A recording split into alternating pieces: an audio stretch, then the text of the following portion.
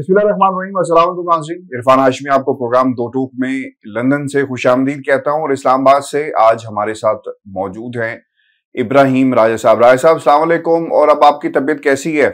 वालेकुम अस्सलाम। तबीयत हाशमी साहब निस्बतन बेहतर है।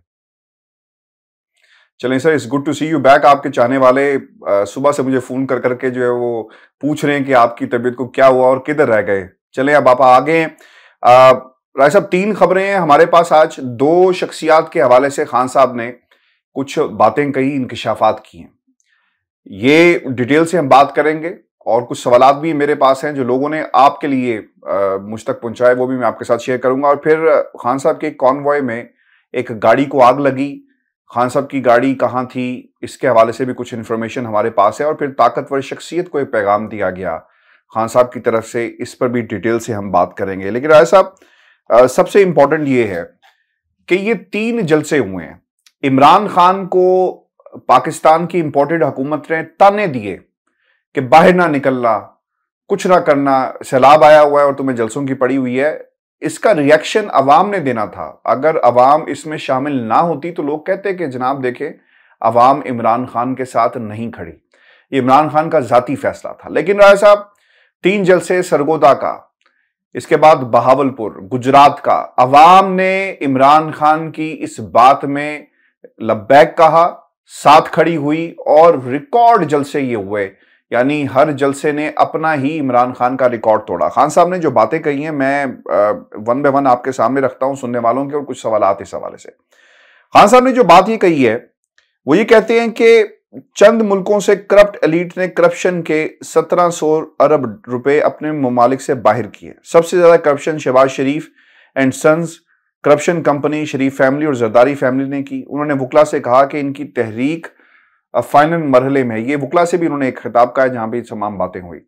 फिर खान साहब ये कहते हैं भावलपुर में जो जलसा हुआ कि शरीफ फैमिली और जरदारी से कौम की लूटी हुई दौलत वापस लाकर ही दम लेंगे और ये वापस लाने का वक्त आ गया है। हकीकी आजादी की तहरीक का वक्त करीब है, तैयार हो जाओ। इक्तदार पर कब्जा करने वालों के हटाने के लिए क्या तरीके हो सकते हैं?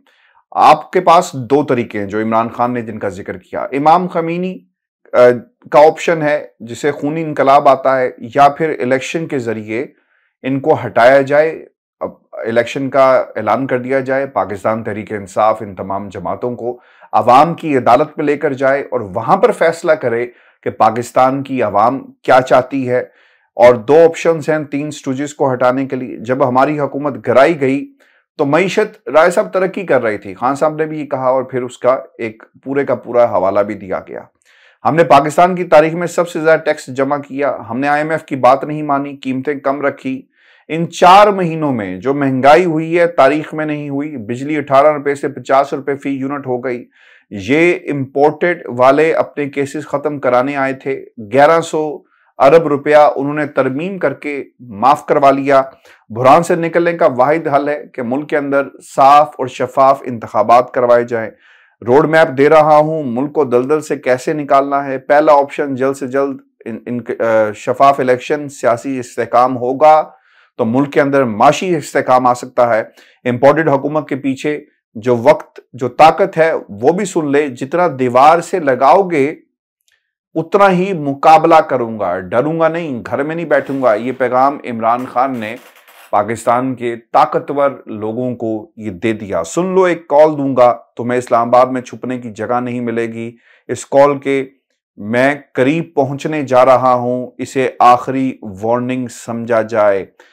ये पहली दफा नहीं, ये तीनों खिताब अगर देखें, इससे पहले जो सरगोदा में उन्होंने बात कही, इलेक्शन कमीशन को भी मुखातिब करके कहा, कुछ शख्सियात को रजीम चेंज के हवाले से मुखातिब करके भी कहा। खान साहब ने रेड लाइन का भी जिक्र किया कि मैं रेड लाइन हूं, मुकदमात अगर तुमने मजीद कायम किए तो फिर हम इस्लामाबाद का मुहासरा कर लेंगे। राय साहब, ये सारी सिचुएशन इस वक्त आप तीन जलसों की देख रहे हैं।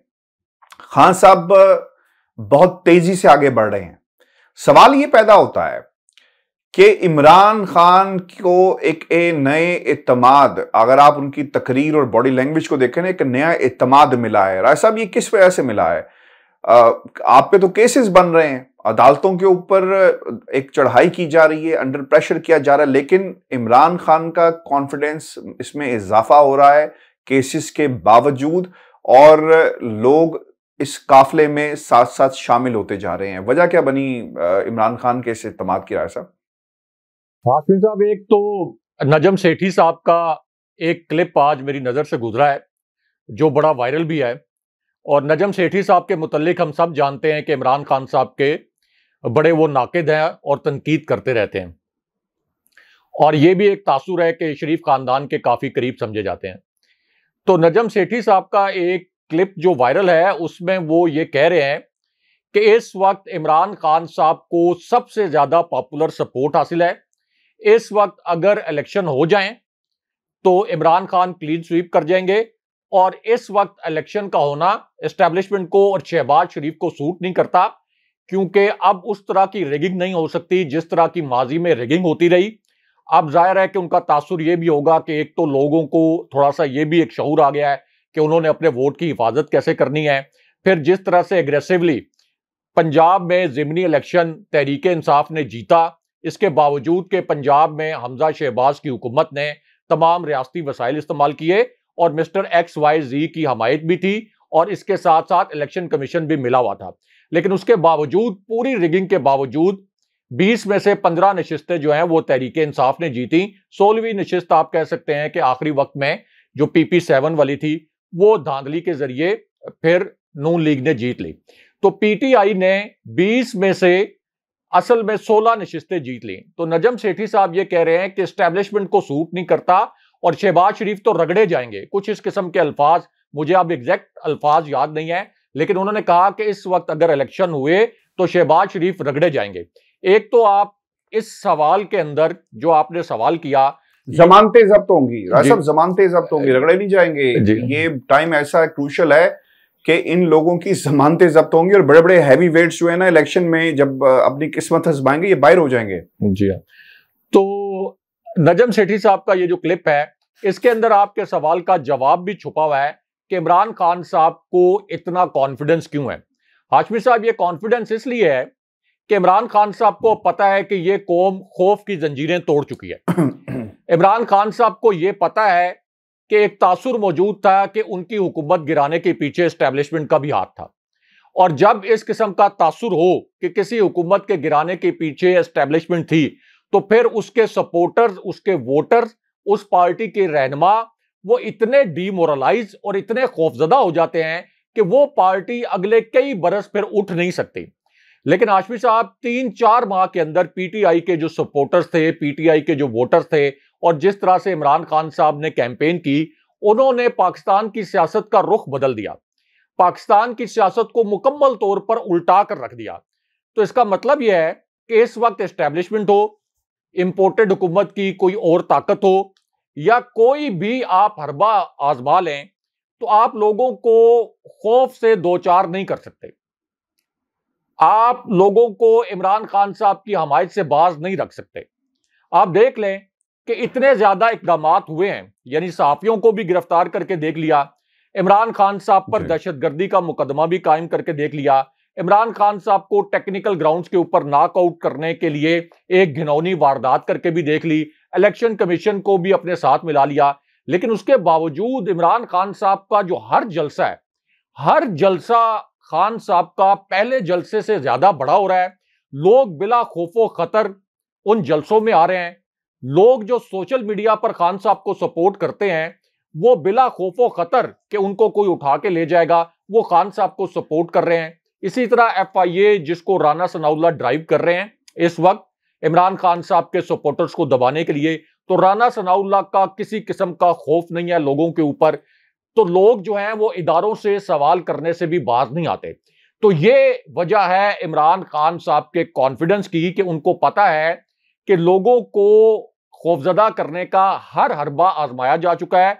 उसके बावजूद लोग इसलिए अब मेरे साथ खड़े हो गए हैं कि लोगों में जिस किस्म का मैं शऊर पैदा करना चाहता था हकीकी आज़ादी की जंग के लिए, उस किस्म का शऊर अब मैंने पैदा कर दिया है। और मैं अगर इस्लामाबाद की कॉल दूंगा तो जिस तरीके से पहले पंजाब में उस वक्त तो हाशमी साहब हमजा शहबाज की हुकूमत थी, बदतरीन बर्बरियत भी हुई, लेकिन उसके बावजूद आप देख लें कि 25 मई के लॉन्ग मार्च में कितनी बड़ी तादाद में लोग पहुंच गए थे इस्लामाबाद के रेड जोन में।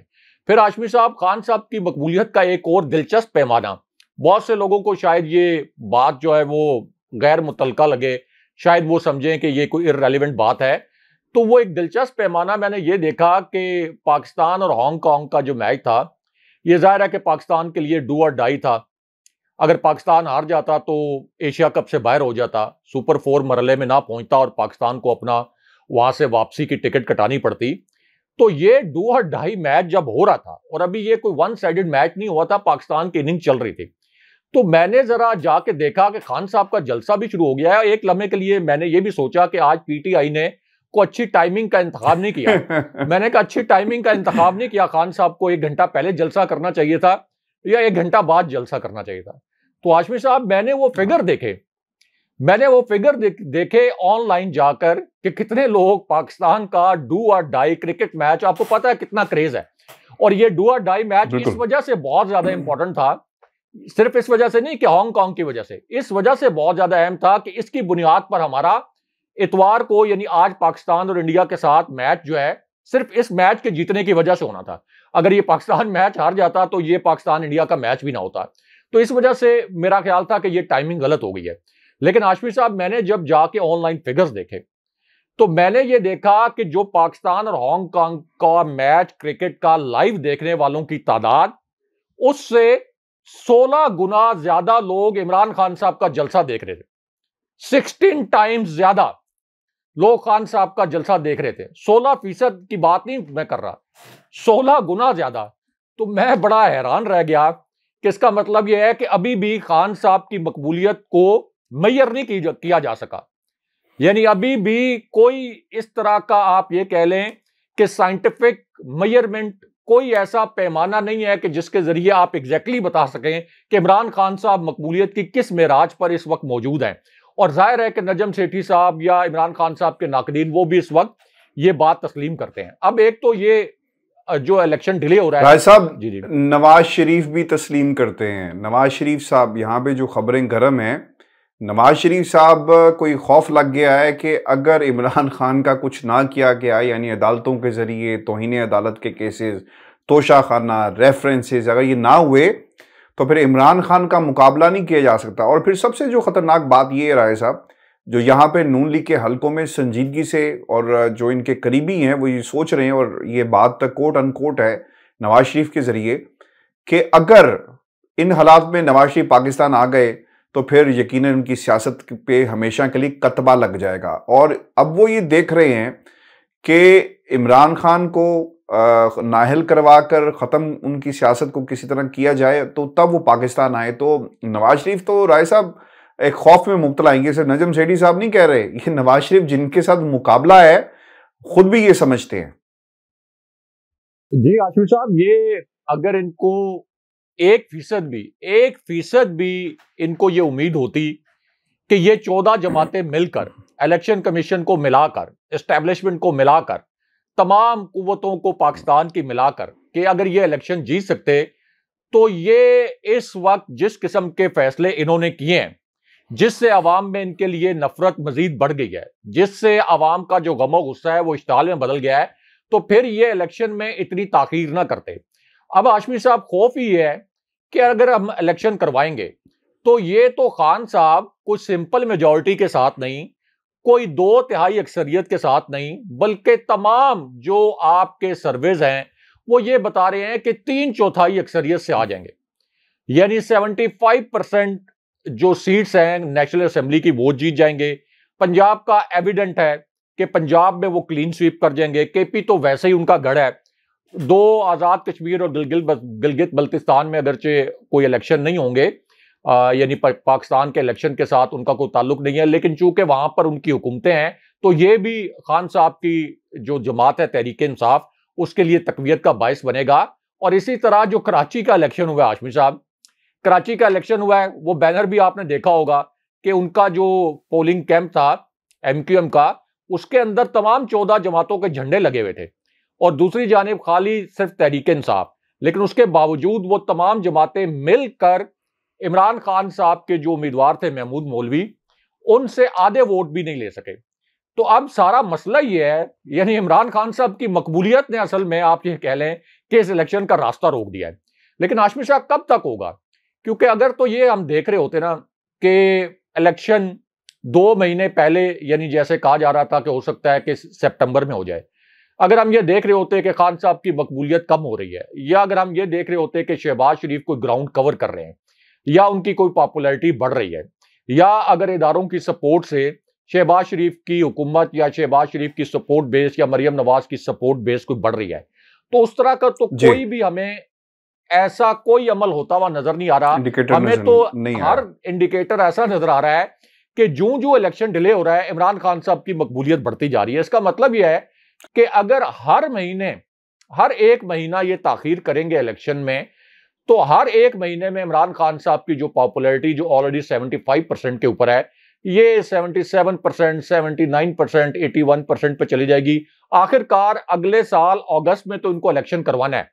क्या ये मार्शल लॉ लगवाएंगे? अगले साल क्या करेंगे? मार्शल लॉ लगवाएंगे इलेक्शन को रोकने के लिए। तो अगले साल तो इलेक्शन करवाना है, तो फिर क्या होगा? फिर भी तो खान साहब को आना है। अब हाशमी साहब, इसमें 1 साल का डिले मुल्क को क्या नुकसान पहुंचाएगा, यह नुक्ता है समझने वाला। खान साहब ये बार बार बात क्यों समझा रहे हैं? एक तो हाशमी साहब, जाहिर है कि इनकी जो करप्शन का तासुर है वो सबको पता है। इंटरनेशनल लेवल पर इनका जो इमेज है कितना खराब है वो भी सबको पता है। दूसरा, पिछले 3 महीने के अंदर जो इनको बेहतरीन हालत में इकॉनमी मिली थी, उसका जो इन्होंने 3 महीने के अंदर हाशमी साहब बेड़ा गर्क किया है अवाम पर महंगाई का कहर नाजिल करने के बावजूद। तो आप इमेजिन करें कि अगला 1 साल भी अगर इस नालायक हुकूमत को और करप्ट हुकूमत को मिल गया, तो अगले 1 साल के अंदर ये अवाम का मुकम्मल भरकस भी निकाल देंगे।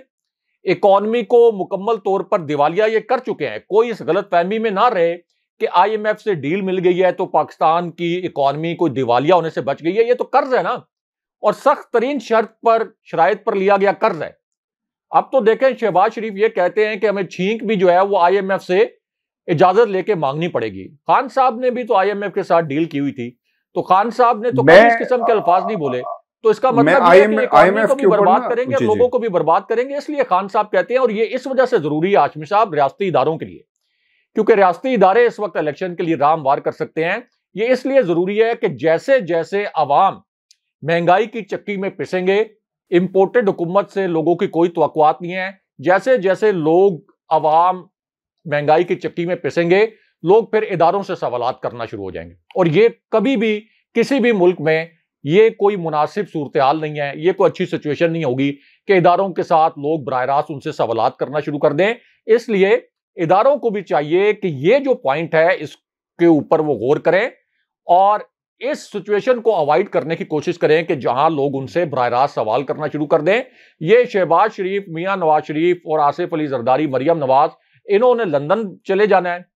इनके सबको पता है कि वहां पे मालात है, भाग जाना है। जी हाँ। तो बाकी जो PTI है, PTI के सपोर्टर्स या नून लीग के वोटर सपोर्टर, आम आवाम, इसी तरह पाक फौज, उन्होंने तो यहीं पे रहना है।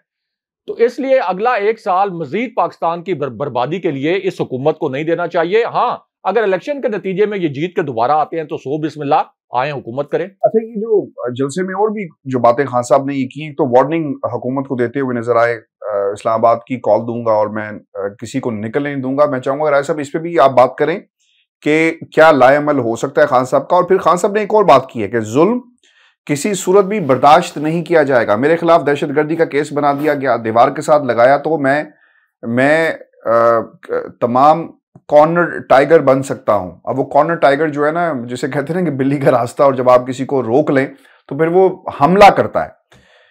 अभी भी वक्त है कि इलेक्शन कराओ, अपने आप को भी बचाओ और मुल्क को भी बचाओ। मुल्क पर साजिश से 3 स्टूडेंट्स मुसल्लत किए गए, चोरों ने मईशत को तबाह कर दिया, महंगाई तारीख की बुलंद तरीन सतह पर पहुंच गई।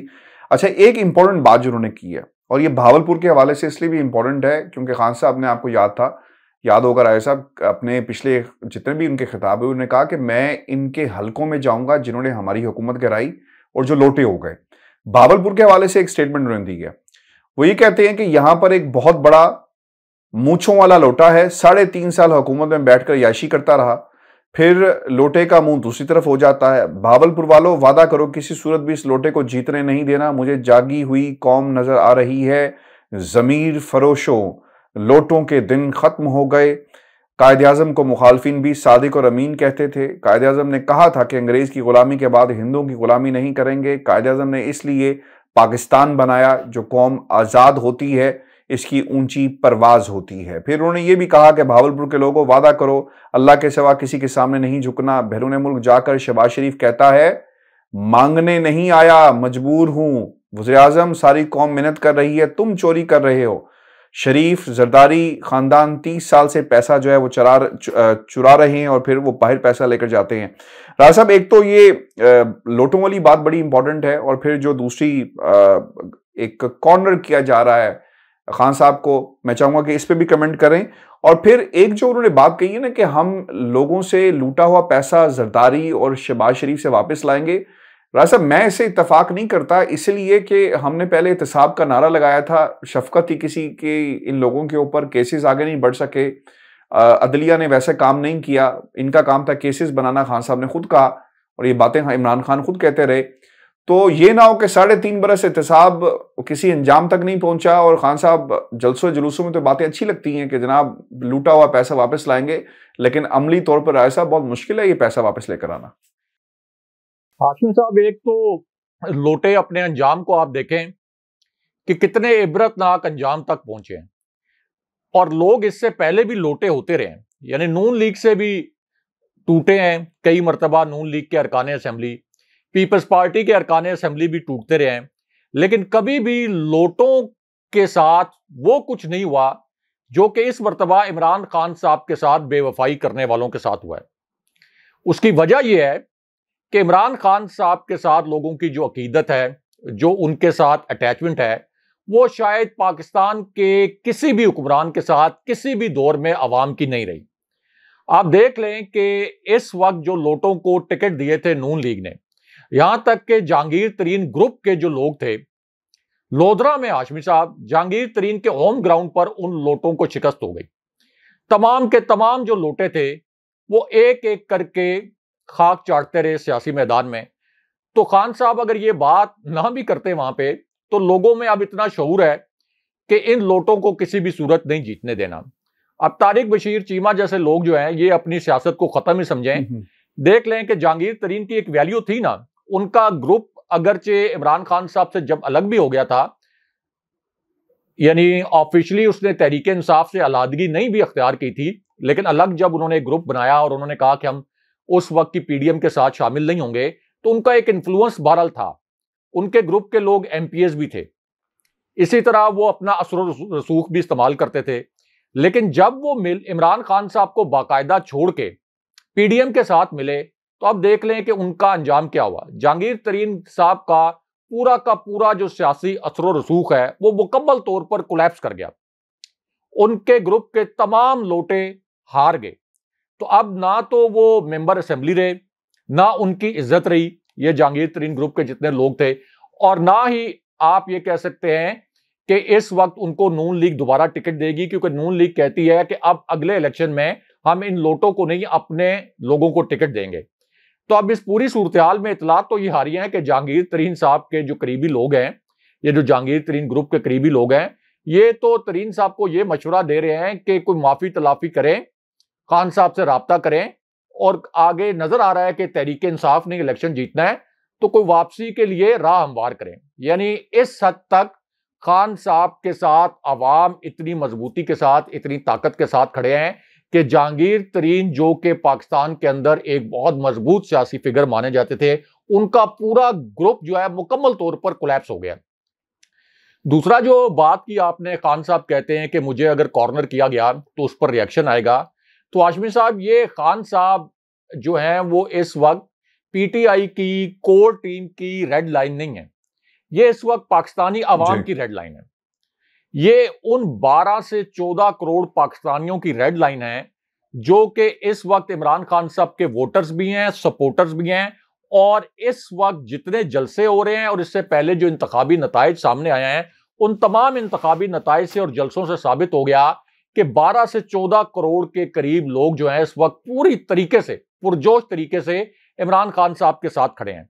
तो अगर इमरान खान साहब के ऊपर करप्शन का कोई केस होता, आप सुप्रीम कोर्ट से वो करप्शन का केस साबित करवा देते, तो फिर तो किसी को कोई एतराज ना होता। लेकिन अगर आप इमरान खान साहब को दहशतगर्दी के मुकदमे में या ये जो फॉरेन फंडिंग, झूठे जी फॉरेन फंडिंग के केस में अगर आप खान साहब को नाअहल करवाने की कोशिश करेंगे, और फॉरेन फंडिंग का तो जवाब पाकिस्तानियों ने दे दिया, ओवरसीज पाकिस्तानीज ने, जो 5 अरब रुपए का फंड इकट्ठा हुआ 2 घंटे 3 घंटे के दौरान।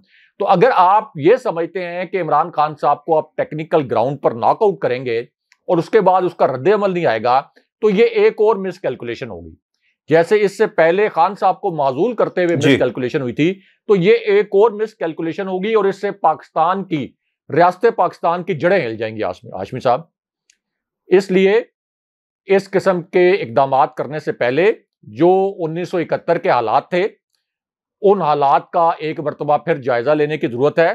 क्योंकि अगर आप एक ऐसी जमात जो कि वफाक की सबसे बड़ी जमात है, जो कि पाकिस्तान के तमाम सूबों में, वफाक की तमाम इकाइयों में सबसे बड़ी जमात है, और एक ऐसा लीडर जो पाकिस्तान के अंदर सबसे बड़ी बाइंडिंग फोर्स है, अगर आप उसको टेक्निकल ग्राउंड्स के ऊपर नॉकआउट करेंगे या खुदा न खास्ता उसको किसी और तरीके से रास्ते से हटाने की कोशिश करेंगे, तो फिर आप इस मुल्क की सलामती को खतरे में डालेंगे।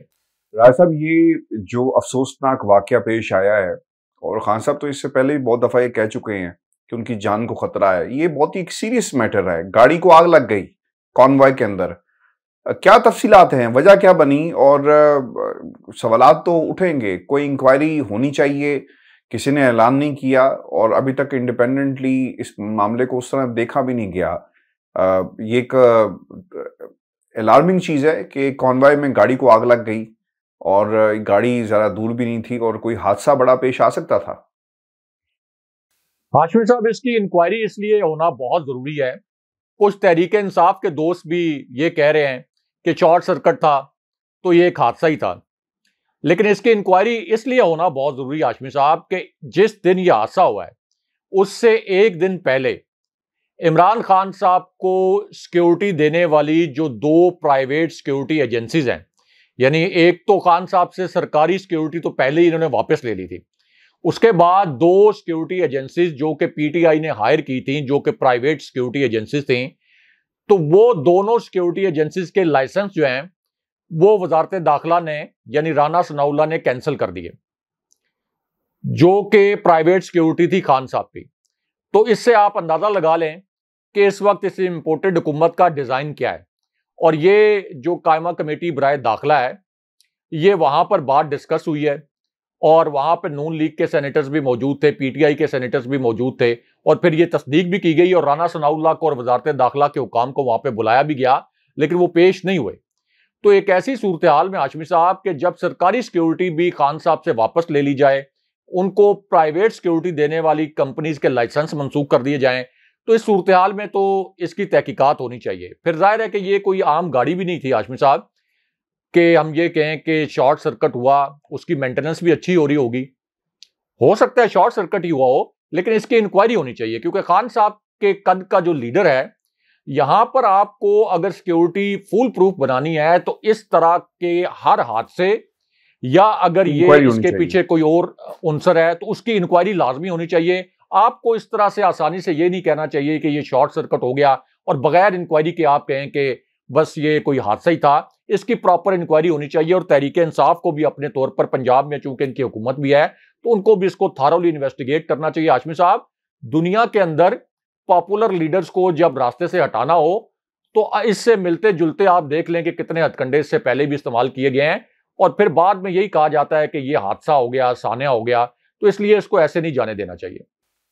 साहब, आईएमएफ की रिपोर्ट सामने आई है और बाज लोग ये कह रहे हैं कि आईएमएफ ने जो रिपोर्ट पेश की है एक अलार्मिंग इसलिए भी है क्योंकि आइंदा के हालात कैसे होंगे, मुल्क के अंदर मईशत किस तरफ जाएगी, एहतजाज, ये सब बातें होंगी। जारी करदा रिपोर्ट में पाकिस्तान मुश्किल माशी मोड़ पर खड़ा है, महंगाई बढ़ने पर मुल्कगीर मुजाहिरों का खदशा है, ये कहा गया है। इत्तेहादी हुकूमत पार्लियामेंट में कमजोर अक्सरियत की हामिल है। कशीदा सियासी माहौल के दौरान कई अहदाफ पूरे नहीं हुए, मुतादिद वादों पर भी अमल नहीं किया गया। आईएमएफ की जानिब से जारी करदा पाकिस्तान कंट्री रिपोर्ट में बताया गया कि ज़र मुबादला ज़खायर और रुपए की कदर में नुमाया कमी आई है। ज़र मुबादला ज़खायर प्राइमरी बजट खसारे समेत 5 अहदाफ पूरे नहीं किए गए। इसके अलावा 7 स्ट्रक्चरल अहदाफ पर भी अमल नहीं किया गया। IMF ने पाकिस्तान कंट्री रिपोर्ट में जो इंकशाफ किया वो IMF की नज़र में मनफी है, मगर हकीकत में ये सवाल भी रहा है साहब, इस बात का सबूत है कि कप्तान ने अवाम पर बोझ डालने नहीं दिया। और रिपोर्ट में इंकशाफ किया गया कि PTI की साबिक हुकूमत ने कर्ज प्रोग्राम में तय किए गए अहदाफ और वादों से इन्हराफ किया। तहरीक इंसाफ की हुकूमत ने वादा खिलाफी करके पेट्रोल, डीजल और बिजली के नरखों में कमी की, जबकि टैक्स में छूट दी। राय साहब, लीडर तो इसी तरह करते हैं, कौम पे बोझ क्यों डाला जाए? वो अवाम पर तो बोझ नहीं डालेंगे। सब्सिडी दी गई, पेट्रोल सस्ता किया गया, अवाम, यही तो रियासत का काम होता है। रियासत होगी माँ के जैसी। हमने तो मगरिब में ये मिसालें देखी हैं। अगर खान साहब ने सब्सिडी दी अवाम के लिए, तो आप क्यों तरफदारी IMF की कर रहे हैं? IMF से तो डिलेइंग टैक्टिक्स आप अपनाएं, जो मर्जी करें। हमने तो अपने लोगों के रिलीफ की बात करनी है। हाशमी साहब, ये तो शहबाज शरीफ की हुकूमत के खिलाफ चार्जशीट है कि शहबाज शरीफ की हुकूमत ने IMF की वो तमाम जालमाना शराइत मान ली जिनकी वजह से बिजली के बिल 5 गुना तक बढ़ गए, पेट्रोल की कीमतें 100% से भी ज़ायद बढ़ गई। इसी तरह गैस की कीमतें अब आप देखेंगे कि पहले ही 80% से ज़ायद बढ़ गई हैं और ये कोई 140% से भी ज़ायद बढ़ जाएंगी। तो इसका मतलब यह है कि इमरान खान साहब के दिल में अवाम का दर्द था। खान साहब IMF के प्रोग्राम में भी थे। खान साहब ने मईशत को रिवाइव भी किया। खान साहब ने एहसास प्रोग्राम, जिसकी आलमी सतह पर एक्नॉलेजमेंट थी, वो प्रोग्राम भी शुरू किया। नेशनल हेल्थ कार्ड, 10 लाख रुपए तक का जो सेहत कार्ड था, वो भी खान साहब ने शुरू किया। और फिर इन्होंने तो आते साथ बिजली की कीमतों में इजाफा कर दिया था, फी यूनिट कीमत में 8 रुपए का इजाफा। और उसके बाद तो फिर अब आपको पता है कि हर 4 दिन के बाद बिजली की कीमत में इजाफा होता है, लेकिन खान साहब ने 5 रुपए फी यूनिट रिलीफ भी दे दिया था। तो इसका मतलब तो यह है कि खान साहब ये जानते हुए कि IMF एक आलमी कुव्वत है, उसको कुछ लोग आलमी इस्तेमार भी कहते हैं, लेकिन उसके बावजूद खान साहब को जब लगा कि अब मेरे लोगों पर नाकाबिले यकीन बोझ डलेगा, तो खान साहब ने वो जालमाना शराइत नहीं मानी। और इसमें खान साहब ने कई ऐसी शराइत थी जो कोविड की सिचुएशन में भी बाद में IMF से मनवाई, यानी प्रोग्राम भी खत्म नहीं हुआ, IMF से वो खान साहब ने शराइत भी मनवा ली। तो ये तो असल में IMF ने जो एक स्टेटमेंट जारी किया है, इसको एक एंगल दिया गया है। ये जो कहा जाता है ना कि चार्जशीट जारी कर दी, ये तो मीडिया चैनल्स ने एंगल दिया है इसको।